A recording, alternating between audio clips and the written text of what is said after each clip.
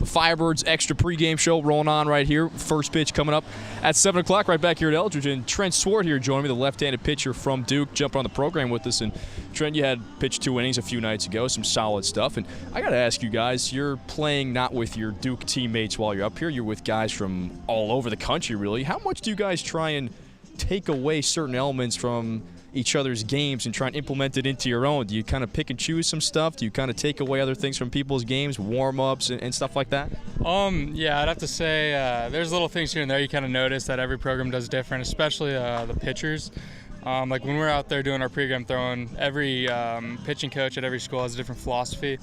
So you'll notice some guys doing different drills before every time. And I know a few guys, like I do arm circles before I throw, and some guys have kind of asked like why I do that, and I says warm up my shoulder. And then you'll just see some other guys, like I know the other Trent from Michigan, he has this like yoga thing he does before, like during stretching to get his shoulder warmed up. So I mean, you see little things here and there, and you kind of take it to mind and kind of do what works for you. If you think, hey, it looks like it'd work, because I mean, coaches all over the country, they all know what they're doing. So I mean, it's just kind of what you're taught and what you think might work for you. So. Well, if you see this guy doing any yoga moves anytime soon, we'll blame Skutnik for that one. But we just talked about this a second ago. You're not the biggest guy when you stand on the mound, but you know how to place your pitches, and you use a lot of movement on your fastballs and breaking pitches as well. Is that your biggest strength on the mound? Yeah, I mean, my biggest strength is my changeup.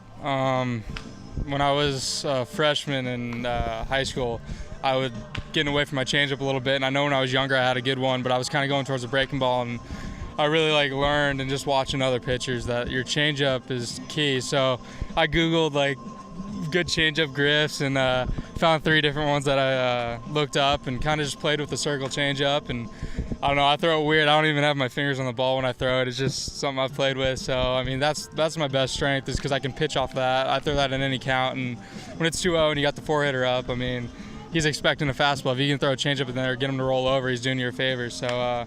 And also just, I mean, having a pitch that you can really rely on other than a fastball just helps your game all over. Like I know some guys it's their slider, some other guys might be a curveball or a 2-seamer, but if you have that one extra pitch other than just a straight fastball that can keep hitters off balance, that's the biggest thing with pitching. And then keeping the ball down, those are the 2 biggest. I mean, you don't necessarily have to throw hard to be successful. I mean, it doesn't hurt, but I mean, you look at certain guys like Tom Glavine, and I mean, Jamie Moyer was pitching for how long? I mean, yeah, he started struggling when he was losing velo, but I mean, he was still running with those guys when he was 40 years old. So just those are some of the guys I've kind of watched through the years, just as a little guy myself. So it's Trent Swart here joining us on the pregame show, and I got to ask you about that. Then, as you kind of work with different players and different coaches, do they ever talk to you about kind of the unconventional grips that you have or different elements about your game? Not necessarily. I mean, if it's working, they kind of let you do your thing. But if you are struggling with something like your command or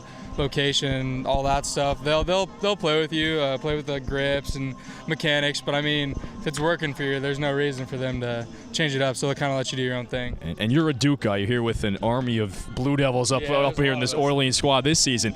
You had a brand new coach this year, Coach Pollard, making his first season up, down in Durham. What was that adjustment like? Have you been through a coaching change before throughout high school, or how difficult was this one, this past season? The only coaching change I went through when I was younger, kind of travel ball teams, stuff like that, the usual, but nothing like this year. But I think it was a good change to be made. Coach Pollard is a great guy. I mean, he really knows the game, and it was much more relaxed play this year. It was more laid back, which is necessary for baseball. You gotta have fun. If you're playing up tight all the time, and since it's a sport of failure, I mean, you do well 3 out of 10 times, you're considered a stud. So I mean, it's just things like that. You got to be confident, but you have to be laid back. You can't press too hard, or that's when stuff starts going wrong.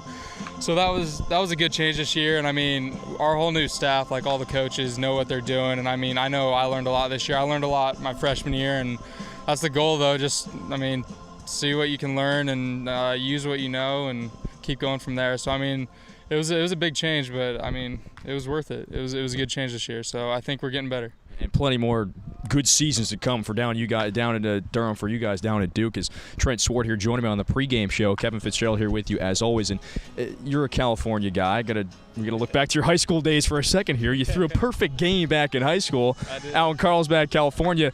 That's got to be the most memorable game that you've ever pitched in. Would that top the list? Yeah, that's definitely the top. I don't know. I mean, there's just so many big games that I've thrown in, though, just throughout the years. Perfect game in high school.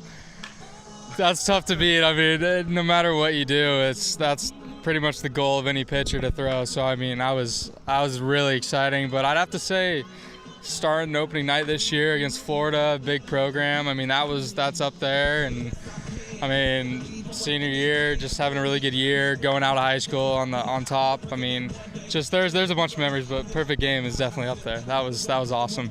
Well, it's like you said, it's tough to top something like that. But so you are at Carlsbad, California. You're right in between LA and San Diego. I have to ask you.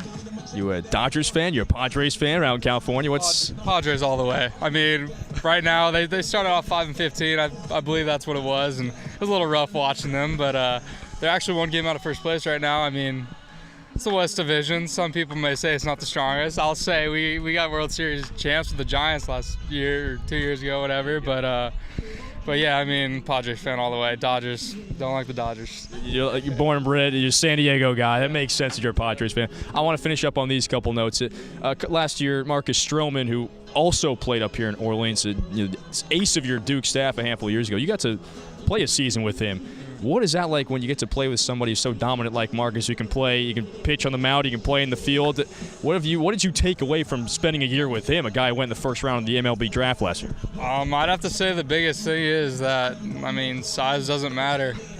I mean, you look at the kid, he's 5'8", 5'9". I mean, he's a big kid, strong kid, but he's had the willpower to really get strong, and he was very confident on the mound. That's one thing I'll take off him. You can see him sometimes might be a little cocky, but I mean, that's one of the biggest things, though. It's like out on the mound, I mean, you got to think you're the guy and know you're the guy, and he definitely thought that. And I mean, that's one thing I kind of took away from him is if you're out on the mound, you're the ace of the squad, no matter who it is, even if it's your closer, your reliever, whoever it is out there. You got to think you're the ace, and that way you'll be much more successful if you're confident in yourself. Might have to call you Tom Glavine or one of these guys from here on throughout the rest of the season. It's Trent Swart here joining me on the pregame show. First pitch coming up between the Brewster Whitecaps and the Orleans Firebirds at 7 o'clock. Trent, thanks for stopping by, boy. Appreciate it. Thank you. Appreciate it.